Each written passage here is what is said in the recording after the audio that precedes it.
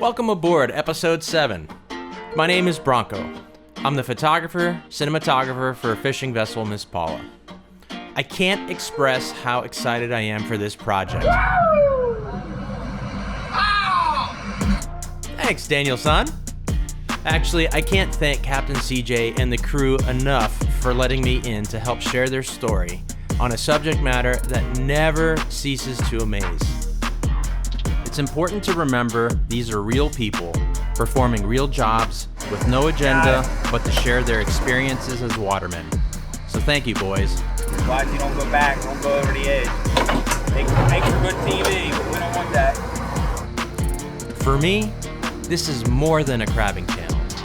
Every day of filming is a treasure hunt. It's amazing how you can take one locale and every day it looks different, it feels different.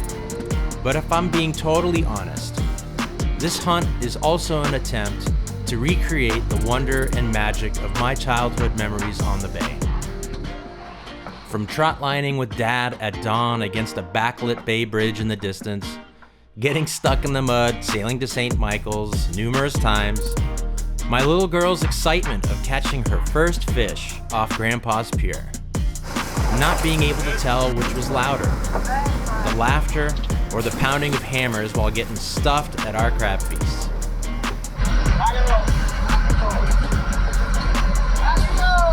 The magnetism pulling us to the water is so powerful. The curiosity seemingly never satisfied. It's as if there's an unspoken promise of secrets to be revealed if you could just sail a little farther into the horizon, or check one more piling to see what could be hiding.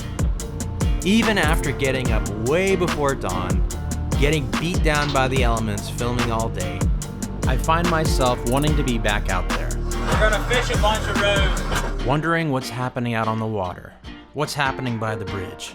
Because the bay will show you things if you keep your eyes open. The adventure is addicting, and many of you know exactly what I mean. You have your own sea stories, your own highlight reel of cherished moments spent on the water. So, if you're like me and never satisfied, I hope our content helps you check that next piling. Go a little farther into the horizon, stirring your memories, inspiring you to create new ones, and maybe satisfy your curiosity just for a little. For those of you who have been with us from the beginning, thank you so much for your support.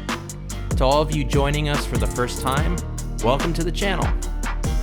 Please hit the like button and feel free to drop us a line to let us know how we're doing.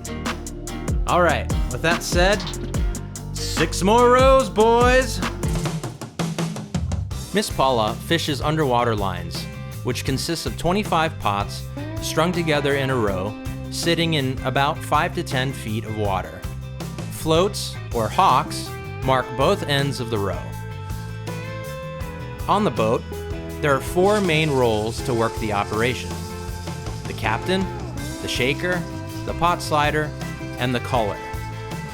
The captain operates the boat and the winder, pulling the pots up to the boat and passes them off one by one to the shaker. The shaker, who has the most physically demanding role on the boat, rebaits the pot, empties the crabs into the coal box, and hands the trap over to the slider. The pot slider dunks the pot into a cooker to stop algae, barnacles, and other growth from forming on the trap. He then stacks and organizes the pots towards the stern of the boat. When the roe has been fished, the pot slider will hand the pots back to the shaker to be thrown back into the water. The culler measures the crabs, checks for hardness and peeler signs, and then sorts them into their appropriate baskets, or releases the crab if it's not legal. The Maryland crab season runs from April 1st through December 15th. How many crabs to throw over yesterday, Nick? So many other times. There was a good bit in there that just made it, but there wasn't too many that went over. Between April 1st through July 14th, hard crabs must measure 5 inches tip to tip, with peelers measuring 3 1/4 inches. Between July 15th through December 15th, hard crabs must be 5 1/4 inches and peelers 3 1/2 inches. They only all look like that. Female crabs harvested are limited to the type of license a commercial crabber holds. For all recreational crabbers, the keeping of any type of female crab is prohibited. There's a lot smaller ones around here than there were yesterday. A lot smaller. A lot more going over. Why you gotta be so negative? That's just because there's more crabs. Why are you being so negative? Now we're getting crabs.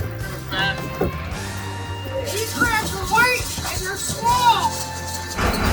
Need a marlin flag. Being on the water always takes a major toll on equipment. Maintenance is a huge issue.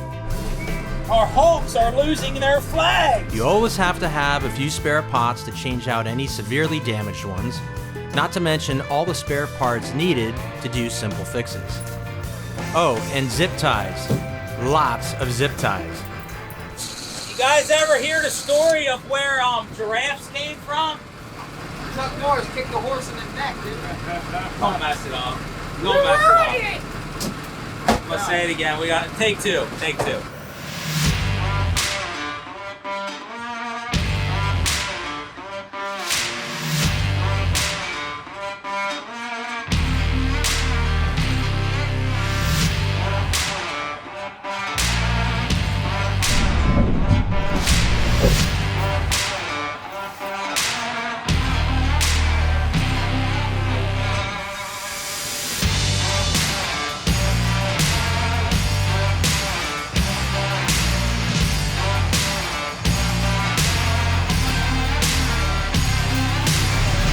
The only prescription is more crabs!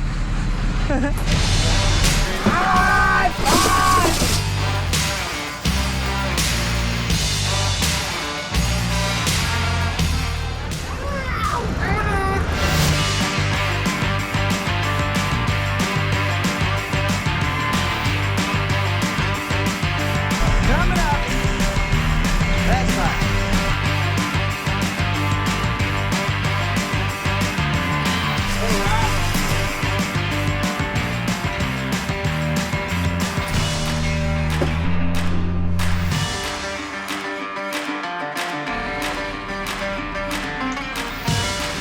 That one ain't showing any sign at all, so I mean that's at least a week and a half away before that crab sheds. The fill run's probably gonna happen all at once. We're gonna have a load of them for about a week and that'll be it. Little male there, nice little crab. It's good to see these crabs are really real good. That's our future. That's probably, by August that crab will be legal. Sheds a couple times. Any crabs over 2.5 inches in the spring will be in the fishery by the end of the year. Lifespan is only like, what, 3 years? In the wild, nobody really knows. I want to say 6 or 7 years, 5, 6, 7 years in captivity. What happened is after their last shed, when they get to be that big jumbo crab, basically on borrowed time because they get what's called shellfish disease or shellfish rot. So basically, their shell just slowly over time just disintegrates. The crab dies in old age almost. and they have to shed their shell to basically keep from getting shell rot. I'm sure we'll see some old, nasty, rotten-looking crabs, I'm sure. I'd buy, oh, the chicken wire. I'd buy chicken wire. I'd buy other chicken wire. Only catch that has one and two crabs have been chicken wire. That's it. Good row here. Two crabs in it. This is an old crew member? Yeah. Danny had a bobblehead made off of him. It looks just like it. Big old head. What Danny doesn't know is when he retires, there's one getting made off of him too. I'm telling him. I'll take my place on the dash. We continued working our way south to fish a few rows and to set some new ones. With the crew not wasting a good opportunity to grab a bite, I can't help but think that this is my backyard. For the longest time, my family's had a place right here, just inside the Magothy River. And I'm wondering how many times have we passed by Miss Paula and the guys, never realizing it. Blue heron right there, look at that. We've had them on the roof before. Oh, really? Might actually be this one because this is where it always is. They'll literally land right on the roof. The crabbing community is pretty small, We're not fast and we're not slow. We're half-assed. and while they may not all be friends, pretty much all of them know each other. It's no surprise, really. Crabbing isn't exactly a growth industry. It's been said that the crabber is one of the more endangered species on the bay. He's been around. He's known me since I was a little kid. I used to crab in front of my house and all. They would come over in the evenings, crab for fun. I've probably known them at least 30 years. We've occasionally seen some new crabbers from time to time, but most of them seem to be retirees or people pursuing their hobby to make a few bucks on the side. Captain Luke here may be the only crabber on the bay running a boat in his 20s. As we pressed on, the sky became overcast and the temperature started dropping a bit. I'm starting to notice the catch coming in is still disappointing for Captain CJ, and the weather seems to be mirroring the feeling. Seems like the perfect time to troubleshoot a new problem. Snag.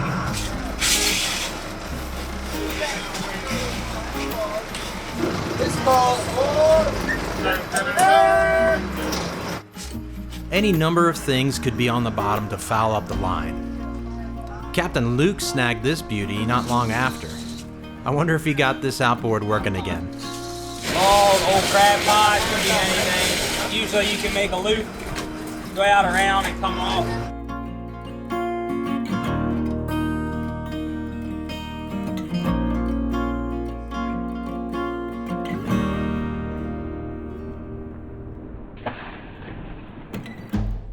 The whole process is a fascinating one.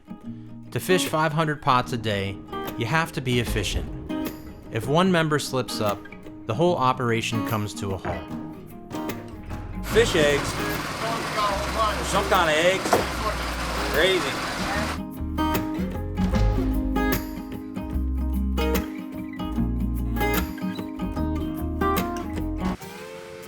The last few rows of the day were below the bridge.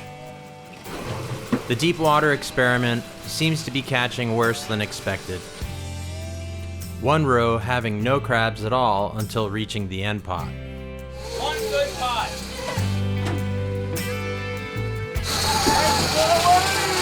I just wanted to see what you boys were doing. 25 feet away, 30 miles an hour. The guys always find ways to joke around in less than favorable conditions.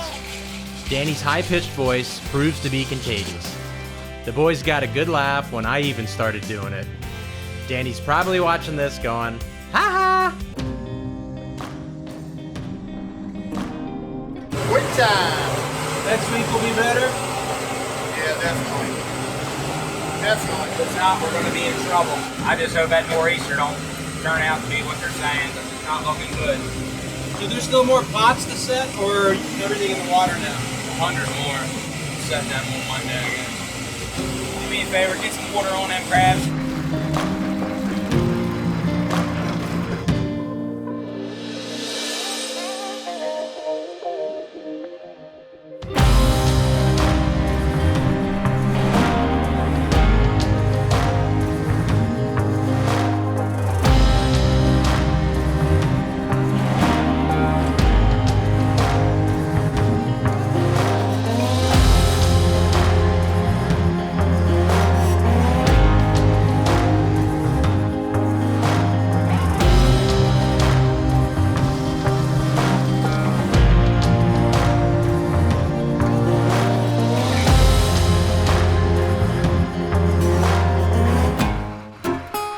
Back on land, the guys clean up the boat and load the roof with pots. I'm anxious to get home to check my footage, hoping my own catch was a good one. It was awesome being out all day. Another great sunrise, a few more crabs, and some cool fish and other wildlife which you can see on our Creatures of the Bay episodes. For now, my curiosity has been satisfied, but I know in a few hours I'll be wondering again, wishing to be back out there with the guys on my treasure hunt, hoping for amazing photos and footage and more secrets revealed on the Chesapeake Bay. Who do you guys think would win in a fight between Superman and Spider-Man? You'd be right.